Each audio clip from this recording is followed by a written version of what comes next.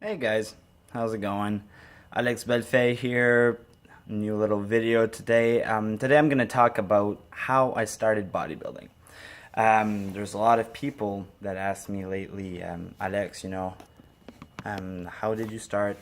How did you start bodybuilding?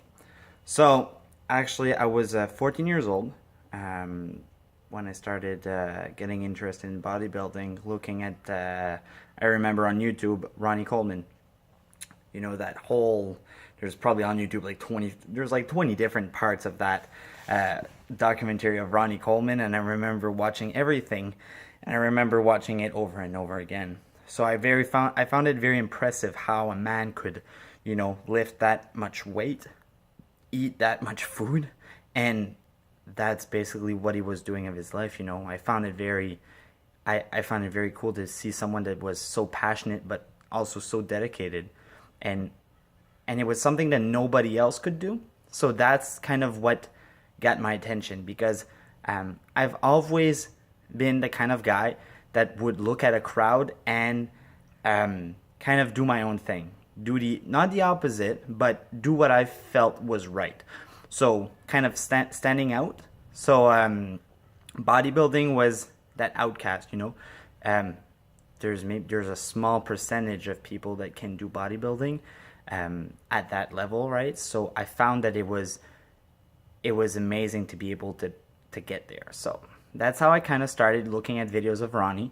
I still remember also my first, like I said in the previous video, Frank McGrath. So looking at Frank's picture, I would look at it pretty often on Facebook. Every once in a while, I would Facebook his name, go on his page, and check the black and whites hardcore pictures. So that's kind of how I started with that. So I was also looking at motivation videos. Zasny. I remember me and my best friend Matt. We used to look at those Zasny videos before every single training.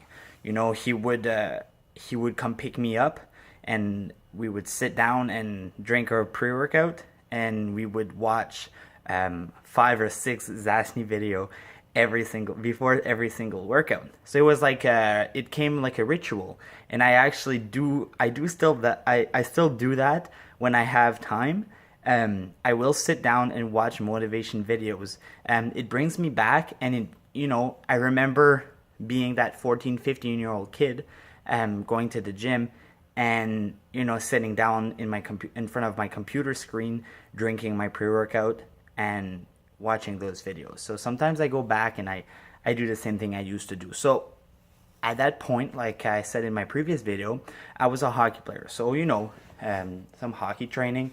Sometimes it was some bodybuilding training in the summer, so more volume. For me, it was doing bodybuilding. So it was I really enjoyed pushing more and more weights. So from the age of 14 to 17, it kind of just training for hockey, but in the summertime, I would definitely have fun a little bit more with the weights and so on. So that's how it kind of started. And when I went to Quebec to play hockey, as soon as I was done with that, I was 18. So I was 18, and I decided, well, I'm coming back to Moncton. So I came back to New Brunswick, and I did not have anything else, right? So I always told myself, well, I would love to do bodybuilding. I would be a bodybuilder, but I mean, I can't, right? Because I'm a hockey player. You can't do both, and na. So I kind of always said that, right? So I'm the type of guy that doesn't say something and find excuses, right? I kind of find solution. So that being said, as soon as I didn't have anything else on my plate, I was like, well, now I don't have any excuse. So I started prepping for my first show. I remember starting off with my first coach, Scott. We prepped from April to November. For my first show, I was weighing, oh my god, I started at like 170. On stage, I was 174, so I went up about maybe to 180 something, and then dropped back. And I remember at that time I was a trainer. I was a trainer for Good Life Fitness. So I remembered that I found that bodybuilding for me was the best experience of my life, and that being the reason being is that I needed to be on point. I needed to be organized to an extreme because of my crazy schedule. Basically, I would wake up at 5 in the morning. I would have a client at 6, so if I had to do morning cardio, I would have to get up around 4. And then I would head to the gym, do my cardio, get a meal in, do my client at 6, work usually from 6 to 9, 6 to 10, then do either I would do a workout I would usually do a workout at that point. So I would work out. After that, I would go home. I would go and come back at the gym at 3 o'clock and then leave at 7 or 8. So, my first prep for my first show was, it helped me a lot because it showed me that bodybuilding is the only sport that you absolutely need to be. It needs to be a 24-hour sport. Don't get me wrong. Any other sport could apply this discipline, but bodybuilding needs that discipline. So, it really opened my eye, and it was a great experience. So to anybody that will compete, who wants to compete, make sure to enjoy, or make sure to pay attention. Enjoy and pay attention at the same time to your journey. And I say that because you can learn great life skills out of bodybuilding. Bodybuilding will teach you a lot of stuff, but you got to be willing to have an open mind, and you also have to be willing to really, like I said, pay attention to every single step. So I did my first show at 18 years old.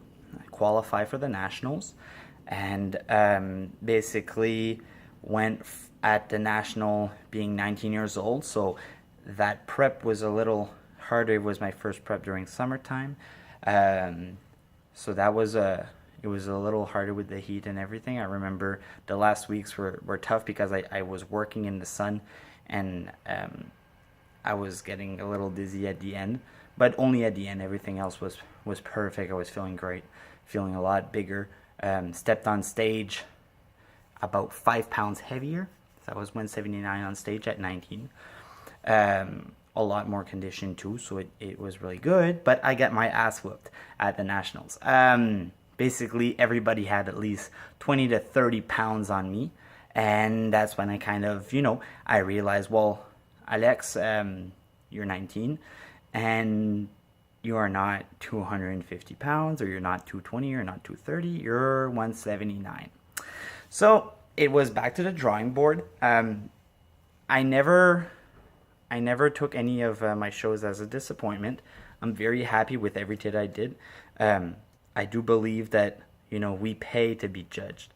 So it's kind of a silly thing to be, angry at your placement or stuff like that. I had some great conversation with other competitors, and we talked about how, well, personally, I find it very stupid to anybody that complains about the placement just because, one, you stepped on that stage and you pay to be judged. It's still an amateur level. I'm not talking about pros. I'm not a pro yet, so I can't speak for any of the pros. But at an amateur level show, if you don't want to be judged, don't compete, and you should never complain about the judging, because it is it's the opinion, it's the eyes of the judge. That's what they're looking for. That's what they think is best. That's what it is. It's not going to change anything afterwards if you complain. So that's my take on that. Afterwards, like I said, so at 19 years old, I competed at the nationals, and I took a little bit of time off. In the meanwhile, I did some powerlifting, and I fell in love again with the bodybuilding. This year, actually, about 2 months ago, was my last show. It was the WBFF Los Angeles show, the 4th of April. I'm sorry, it was at the end of April. Competed in powerlifting the 4th of April. So yes, I fell in love with the stage again, and I found something that was more for me. So, like I said earlier, my national show up was 179, and I'm not planning on to being 270, 280, 290, 300 pounds. So, for me, the WBFF and the muscle model category offers me this kind of liberty to stay about 200 pounds. I'm probably go because I'm 21 right now, so at 200 pounds, 21, I'm probably gonna go up maybe to 220. We'll see about 230, but I'm not gonna go any higher than that. I'm not planning on to anyways.